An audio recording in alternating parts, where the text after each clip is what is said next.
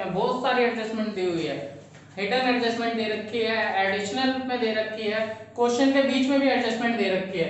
तो बहुत ध्यान से देखना होगा। ये क्वेश्चन पूरा अगर आपने कर लिया तो आपको सारी एडजस्टमेंट आ जाएगी। ठीक है, तो सारी एडजस्टमेंट बड़े ध्यान से देखनी है। इसमें देखो क्वेश्चन के अंदर क्या क्या दे रखा है। सबसे पहले तो आपको ओपनिंग बैलेंस शीट भी गिवन दे रखी है और साथ में रिसीप्ट एंड पेमेंट अकाउंट भी दे रखा है। तो चलो हम रिसीप्ट एंड पेमेंट अकाउंट से शुरू करते हैं, उसके बाद हम बैलेंस शीट पे जाएंगे। सबसे पहले हमें ओपनिंग बैलेंस दे रखा है, यानी कि कैश का बैलेंस दे रखा है, उससे कोई हमें मतलब नहीं है। ठीक है, फिर उसके बाद सब्सक्रिप्शन दे रखा है। देखो सब्सक्रिप्शन की बात आ गई तो सब्सक्रिप्शन पे आ जाते हैं भाई। सब्सक्रिप्शन उसने हमें जो दे रखा है, देखो 1,81,000 हमें रिसीप्ट एंड पेमेंट अकाउंट में उसने हमें दे रखा था, यानी कि 1,81,000 हमें रिसीव हुआ है इस साल, करंट ईयर में रिसीव हुआ है। उसने डेट अलग अलग नहीं लिख रखी, उसने बोला इतना रिसीव हुआ है रिसीप्ट एंड पेमेंट में। ठीक है, फिर उसके बाद जैसे हमने ये देखा कि भाई इतना रिसीव हो गया, उसके बाद हम क्या देखेंगे, साल के शुरुआत में हमारे पास कितना था या कितना पेंडिंग था।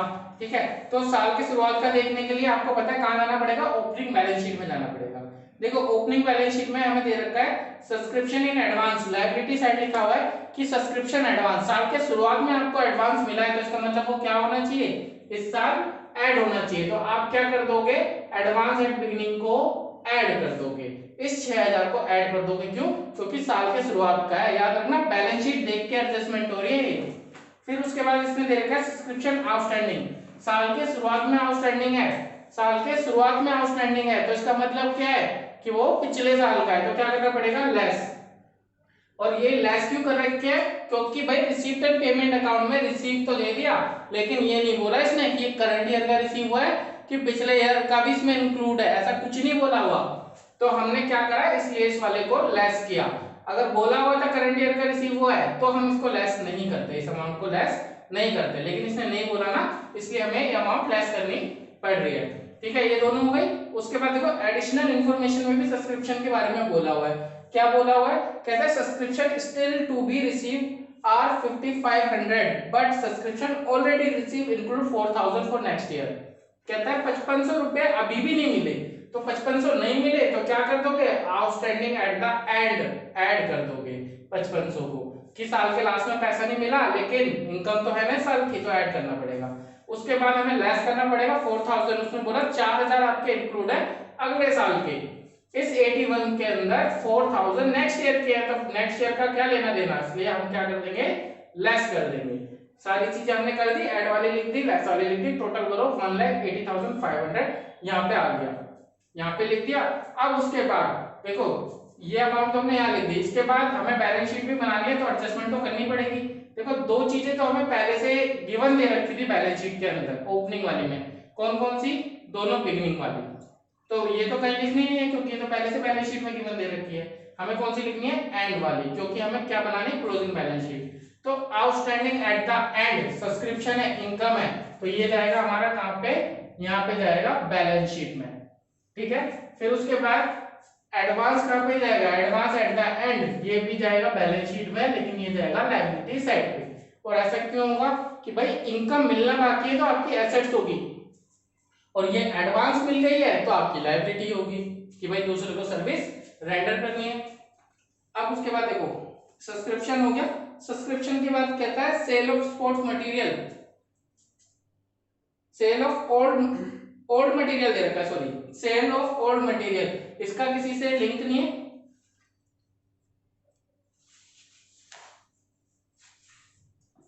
सेल ऑफ स्पोर्ट्स मटेरियल, देखो सेल ऑफ स्पोर्ट्स मटेरियल जो आपको दे रखा है 1500 दे रखा है, आपके इनकम हुई है, आपने यहाँ पे लिख दी। ठीक है, फिर उसके बाद उसने क्या दे रखा है, कहता है sale of sports equipments, sports equipment की सेल करी है जिसकी वैल्यू 10,000 थी लेकिन 6,000 में सेल करी है। देखो 10,000 वाली चीज 6,000 में सेल करोगे तो आपको पता है लॉस होगा, और लॉस होगा तो आपको कहां पे दिखाना पड़ेगा, इनकम एंड एक्सपेंडिचर में दिखाना पड़ेगा। कितना दिखाओगे, 4,000, 4,000, ये लॉस हो गया आपका, आपको लॉस को दिखाना पड़ेगा 4,000 रुपए, 4,000 आपने दिखा दिए।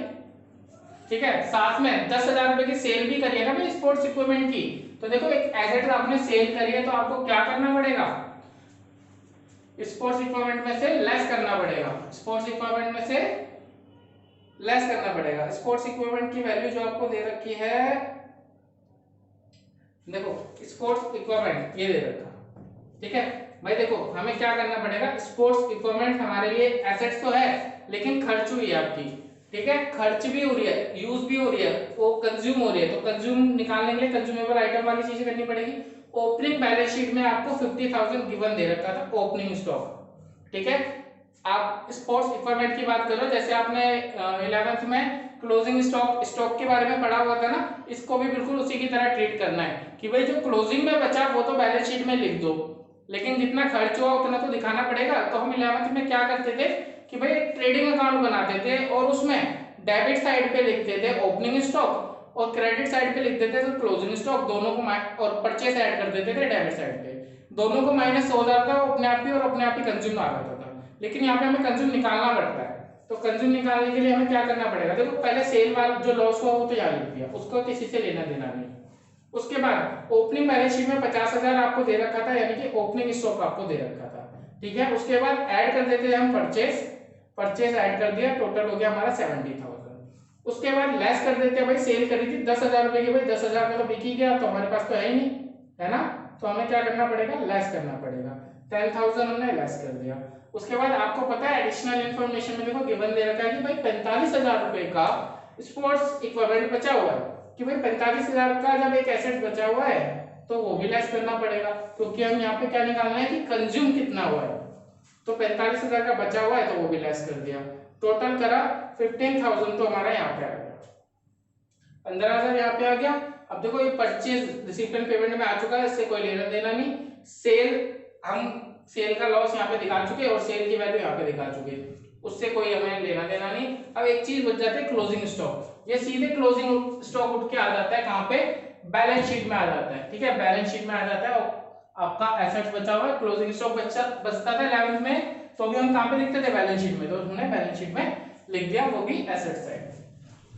अब उसके बाद देखो क्या दे रखा है, उसके बाद इसमें हमें दे रखा है एंट्रेंस फी दे रखा है 2000, एंट्रेंस फी आपको पता है इनकम होती है 2000, आपने यहाँ पे लिख दी।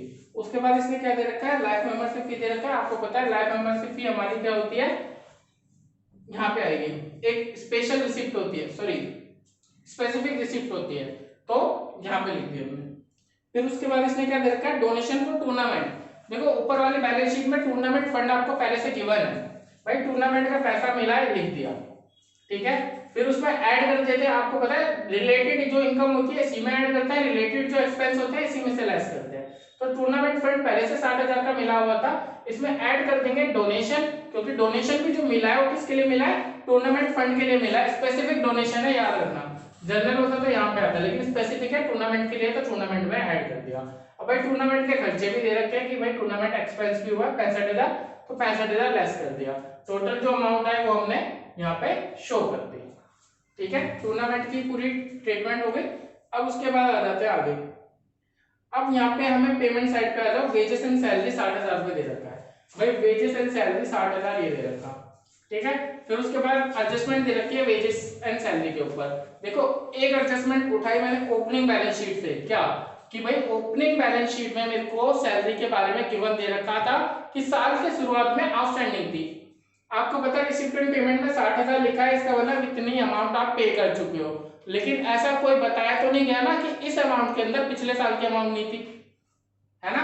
तो हम क्या करेंगे, ओपनिंग बैलेंस शीट से उठा के लाएंगे कितने 11,000, क्योंकि वहां पे लिखा था कि आउटस्टैंडिंग थे बिगिनिंग में, भाई साल के शुरुआत का आउटस्टैंडिंग था तो इस साल का नहीं होगा, तो हमें क्या करना पड़ेगा, लेस करना पड़ेगा, ये 11,000 हमने ओपनिंग बैलेंस शीट से उठा के लेस कर दिए। फिर उसके बाद नीचे एडिशनल इन्फॉर्मेशन में बोल रखा है कि भाई इस साल हमारे लास्ट में आउटस्टैंडिंग रह गए 6,000, कि भाई 6,000 अनपेड है, यानी कि अभी भी देना बाकी है, तो देने तो पड़ेंगे भाई, तो इसलिए हम क्या कर देंगे, ऐड कर देंगे, क्योंकि ये इस साल का खर्चा है। टोटल किया अमाउंट आ गई 55,000, जो यहाँ पे लिख दी। यहाँ पे लिखने के बाद ये देखो ये वाली अमाउंट तो हमारी ओपनिंग बैलेंस शीट में दे रखी थी, तो इससे 11,000 तो हमें कोई लेना देना नहीं। ये वाली अमाउंट 6,000 कि भाई अभी देना बाकी है ना, तो एक लायबिलिटी रह गई आपकी, लायबिलिटी रह गई तो लायबिलिटी साइड लिखनी पड़ेगी कि भाई 6,000 देना बाकी है, तो 6,000 हमें लिखना पड़ेगा। इसी के बाद सैलरी वाली खत्म। उसके बाद आ जाते हैं भाई अपकीप ऑफ ग्राउंड, यानी कि ग्राउंड की मरम्मत के लिए पैसे लगे हैं, भाई ग्राउंड की मरम्मत के लिए पैसे लगे हैं, खर्चा तो हुआ है तो खर्चा दिखाना पड़ेगा, ये दिखा दिया हमने 10,000 यहाँ पे, ठीक है। फिर उसके बाद कहता है भाई स्टेशनरी पे खर्च हुआ 15,000 रुपए, 15,000 स्टेशनरी पे खर्च हुए हैं तो स्टेशनरी के 15,000 दिखा दे। फिर उसके बाद ऑडिट फी 2000 एक्सपेंस होता है। फिर उसके बाद कहता है एक्सपेंस ऑफ टूर्नामेंट, ये हम कर चुके हैं पहले से। फिर उसके बाद भाई स्पोर्ट्स इक्विपमेंट के बारे में कह रहा था, ऐड कर दिया था परचेज, वो भी हम कर चुके हैं। फिर उसके बाद इन्वेस्टमेंट के बारे में कहता है 5% इन्वेस्टमेंट, 5% आगे लिखा हुआ है, लेकिन इंटरेस्ट ऑन इन्वेस्टमेंट पूरे क्वेश्चन में कहीं नहीं लिखा हुआ। इसका मतलब जो पूरा का पूरा 5% है वो क्या है, एक्रूड है, यानी कि अभी वो इंटरेस्ट हमें मिलना बाकी है, अभी तक मिला नहीं है ना। तो हमें क्या करना पड़ेगा, पहले तो इन्वेस्टमेंट की वैल्यू देखते हैं। इन्वेस्टमेंट की जो वैल्यू दे रखी है 40,000। भाई आपको पता है इन्वेस्टमेंट एसेट होती है, कहां पे आएगी, एसेट साइड में आ गई, 40,000 उन्हें लिख दिए। 5% बोला हुआ है, 40,000 का 5% निकालो 2,000 आएगा, ठीक है 2,000 आएगा। लेकिन 6 महीने हुए थे इन्वेस्टमेंट खरीदे, तो 6 महीने के लिए 2,000 को डिवाइड कर दो कितने से, 6/12 से, यानी कि 1/2 से डिवाइड करा तो कितना आ गया, 1000 आ गया। 1000 एक्रूड, एक्रूड वाली अमाउंट, ये वाली अमाउंट अभी मिली नहीं है, इसलिए हमने इन्वेस्टमेंट में ऐड करके यहाँ पे लिख दी। और साथ ही में हमारी एक इनकम हुई है तो हमें दिखानी भी पड़ेगी, कहाँ पे, इनकम एंड एक्सपेंडिचर अकाउंट में, इनकम साइड पे। फिर उसके बाद इसने क्या दे रखा है, कैश का बैलेंस दे रखा है। भाई साल का क्लोजिंग का कैश जो बचा हुआ है वो यहाँ पे आ जाएगा, ये भी लिख दिया। उसके बाद देखो इसने क्या दे रखा है, नीचे एडजस्टमेंट दे रखी थी, सब्सक्रिप्शन की लिख चुके, उसके बाद सैलरी की लिख चुके, और स्पोर्ट्स इक्विपमेंट की लिख चुके, ठीक है। अब आ जाते हैं ओपनिंग बैलेंस शीट में क्या क्या लिखना बाकी रह गया। देखो कैपिटल फंड रह गया था, कैपिटल फंड लिख दिया, टूर्नामेंट फंड लिख चुके, सब्सक्रिप्शन एडवांस वाला एडजस्टमेंट कर चुके, सैलरी अनपेड वाली एडजस्टमेंट कर चुके, स्पोर्ट्स इक्विपमेंट की एडजस्टमेंट कर चुके, ग्राउंड दे रखा था, ग्राउंड हमने लिख दिया क्योंकि ग्राउंड एसेट्स होती है, लैंड की तरह यूज होगा, ठीक है। फिर उसके बाद आ जाएगा हमारा बिलियर्ड टेबल। देखो बिलियर्ड टेबल एसेट साइड लिखा हुआ है तो हमें एसेट साइड शो भी करना पड़ेगा, और नीचे भी लिखा हुआ है कि 10% डेप्रिसिएशन लग रहा है, तो भाई एडजस्टमेंट में 10% डेप्रिसिएशन दे रखा है, तो बिलियर्ड टेबल 60,000 का था, 10% निकाला 6,000 आ गया। बाहर अमाउंट 54,000 लिख दी, क्योंकि डेप्रिसिएशन आपको एक्चुअल वैल्यू में से लेस करना पड़ता है। साथ में डेप्रिसिएशन यहाँ पे भी दिखाना पड़ेगा क्योंकि हमारे लिए लॉस है, ठीक है। उसके बाद क्या दे रखा है भाई, सब्सक्रिप्शन आउटस्टैंडिंग एडजस्टमेंट हो चुकी। अब सारी एडजस्टमेंट हम कर चुके, ठीक है, और सारी चीजें हम लिख भी चुके, अब कोई बाकी नहीं रह गया। अब हमको क्या करना है, टोटल करना है। टोटल करो, इस साइड का टोटल करेंगे और इस साइड का टोटल करेंगे, ठीक है। मान लो 85,000 आ जाएगा हमारा इस साइड का, और इस साइड का टोटल करना। हमारा एक्सपेंस कम हो रहा है और हमारी इनकम ज्यादा हो रही है। इनकम ज्यादा होने का मतलब क्या हो गया कि भाई सरप्लस हो रहा है, प्रॉफिट हो रहा है। यहाँ पे 78 लिख दिया, 78 को यहाँ से उठा के ऐड कर दिया कैपिटल फंड के अंदर, और अमाउंट लिख दी बाहर। अब टोटल करो, यहाँ का 3,53,000 आ जाएगा, और उस साइड का भी टोटल करेंगे 3,53,000 आ जाएगा, और आपकी बैलेंस शीट मैच है। और इसी के साथ ये क्वेश्चन खत्म होता है। बच्चों क्वेश्चन नंबर 46 करते हैं। देखो 46 ज्यादा चीजें नहीं दे रखी है, इस पर कुछ ही चीजें दे रखी है, थोड़ी सी एडजस्टमेंट बताऊंगा, टाइम बहुत कम है हमारे पास। तो देखो सब्सक्रिप्शन दे रखा है, सब्सक्रिप्शन 50,000 दिया हुआ है, रिसीप्ट एंड पेमेंट अकाउंट में दे रखा है, यानी कि इतना सब्सक्रिप्शन हमें मिला। उसके बाद इसने हमें दे रखा है आउटस्टैंडिंग एट द एंड 7,500, जो कि आपको गिवन दे रखा है एडिशनल इन्फॉर्मेशन के अंदर।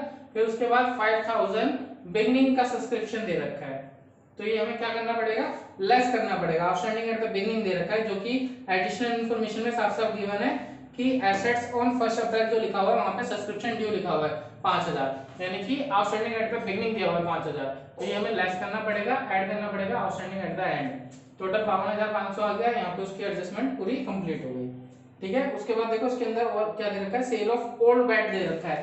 देखो ओल्ड बैट्स, ठीक है, जो हम बैट की एडजस्टमेंट यहाँ पे कर रहे हैं, जो एसेट साइड पे बैट लिखा हुआ है वो बैट अलग है, और जो ओल्ड बैट दिया हुआ है ये अलग है, ठीक है। तो ओल्ड बैट एक स्पेशल रिसिप्ट हो गई, तो ये इसलिए हमने यहाँ पे ओल्ड बैट की सेल करी थी 500, वो अलग से लिखा हुआ है, उसके अंदर कंसीडर नहीं किया हुआ है, जैसे कि क्वेश्चन में गिवन भी दे रखा है, लास्ट में लिखा हुआ है कि बैट की सेल कंसीडर नहीं करनी है, ठीक है। ये वाला बैट की सेल अलग है और वो बैट अलग है, तो याद रखना है इसको। उसके बाद इसने हमें दे रखा है, देखो टूर्नामेंट सब्सक्रिप्शन फॉर टूर्नामेंट दे रखा है। देखो सब्सक्रिप्शन मिला है लेकिन स्पेसिफिक पर्पस के लिए मिला है, और स्पेसिफिक पर्पस के लिए सब्सक्रिप्शन मिलेगा तो कहां पे आएगा, बैलेंस शीट में लायबिलिटी साइड आएगा। ये हमने लिख दिया, सब्सक्रिप्शन फॉर टूर्नामेंट 10,000 मिला था, और साथ में रिसिपिएंट पेमेंट अकाउंट में उसका एक्सपेंस भी लिखा हुआ है। भाई टूर्नामेंट के लिए सब्सक्रिप्शन मिला था यानी कि पैसा मिला था, और एक्सपेंस भी उसी पैसे से करेंगे उस टूर्नामेंट का, हमने एक्सपेंस भी उसी में से लेस कर दिया। टोटल जो हमारा है 3000 को हमने बाहर शो कर दिया। ठीक है, टूर्नामेंट सब्सक्रिप्शन की हो गई एडजस्टमेंट। उसके बाद देखो क्या दे रखा है, उसके बाद हमें दे रखा है भाई इसने डोनेशन दे रखा है।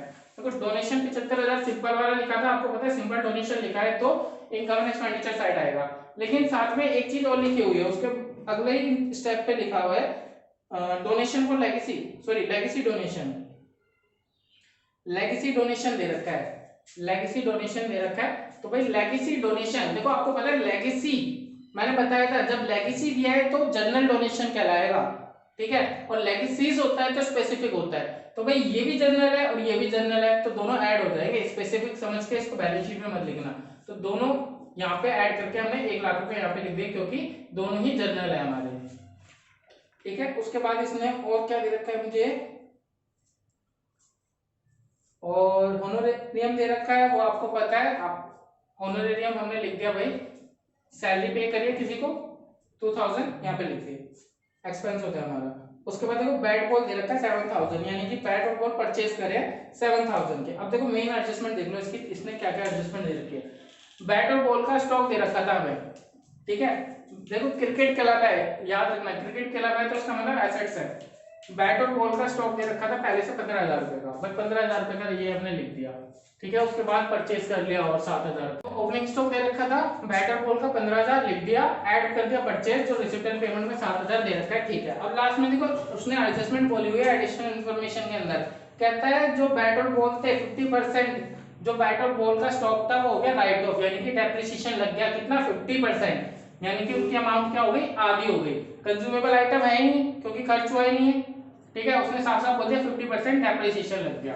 तो देखो 50% डेप्रिसिएशन लग गया तो हमें क्या करना पड़ेगा, 15,000 प्लस 7,000 22 का 50% कितना हो गया 11,000, याद रखना सेल कंसीडर नहीं होगी, बोला भी हुआ है, तो 11,000 लेस कर दिए, टोटल 11,000 हमने यहाँ पे बाहर लिख दिए, ठीक है। अब 11,000 जो डेप्रिसिएशन लगा है वो हमें कहाँ पे लिखना पड़ेगा, इसमें लिखना पड़ेगा, ये लिख दिया हमने राइट ऑफ के नाम से 11,000 रुपए डेप्रिसिएशन के। सेम टू सेम स्टेशनरी के साथ भी ऐसा करना है, ओपनिंग स्टॉक दे रखा था 2,000, ऐड कर देंगे परचेज और लेस कर देंगे डेप्रिसिएशन 750, 25% बोला हुआ है निकाल लेना, 3,000 का 25% 750 आएगा, लेस कर दिया 2250 बाहर लिख दिया।